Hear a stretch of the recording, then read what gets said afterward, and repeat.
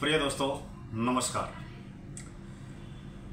जिस आँखों के माध्यम से हम इस सारे संसार को देखते हैं और जिन कानों के माध्यम से हम इस पदार्थवादी जगत की आवाज़ों को सुनते हैं, यानी कि आँखों के माध्यम से जो पदार्थ है उसको हम देख रहे हैं और कानों के माध्यम से जो पदार्थ की क्रिया प्रतिक्रिया या पदार्थ की जो आवाज़ें हैं उनको हम सुन रहे हैं। लेकिन सबसे ज़्यादा जो हमारे जीवन पर या किसी भी व्यक्ति के जीवन पर प्रभाव जो है वो देखने का और सुनने का है।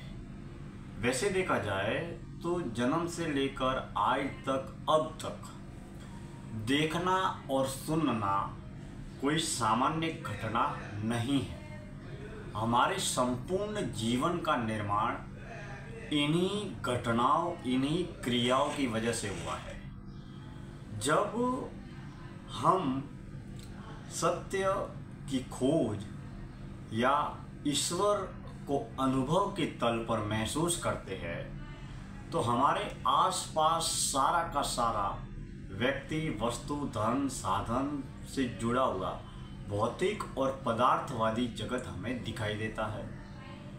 लेकिन हम जब सत्य या ईश्वर की खोज की गहराई में जाते हैं और अपने तल पर, अनुभव के तल पर या विज्ञान के तल पर हम जब उस ईश्वर या सत्य या सृष्टि के निर्माता की खोज करते हैं तो यह बात चरितार्थ होती है संतों के माध्यम से और शास्त्रों के माध्यम से कि हमारा ईश्वर हमारे अंदर है।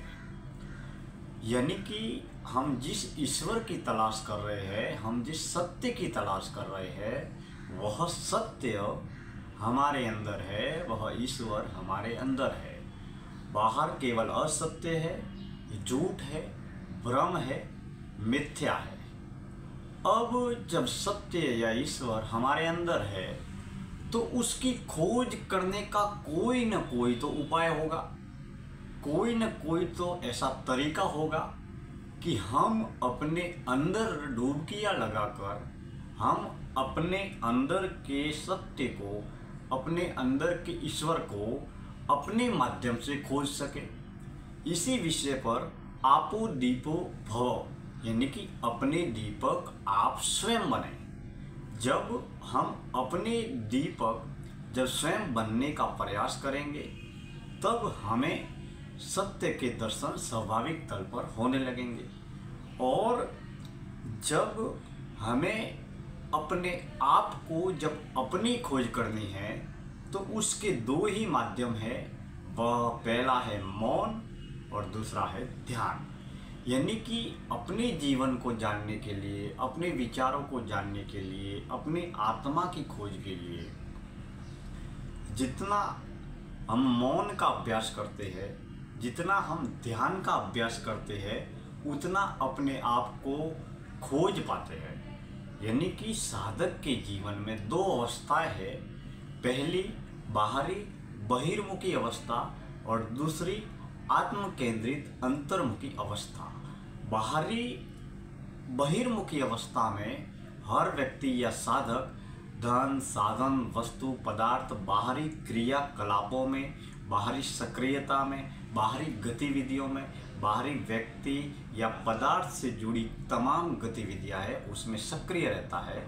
और उस व्यक्ति की या उस साधक की या उस ईश्वर के उपासक की जो संपूर्ण समय है या तन, मन, धन, मन, जीवन, संपूर्ण जो ऊर्जा शक्ति है वो बाहरी क्रियाकलापों में व्यर्थ में नष्ट होती है या किसी न किसी काम में सुचारू रूप से संचालित या निर्देशित होती है। लेकिन जब हम अपने आप को खोजने का प्रयास करते हैं, जब साधक आंतरिक अंतर्मुखी आत्म केंद्रित जीवन को जीता है, तब वह अपनी आत्मा की खोज करता है।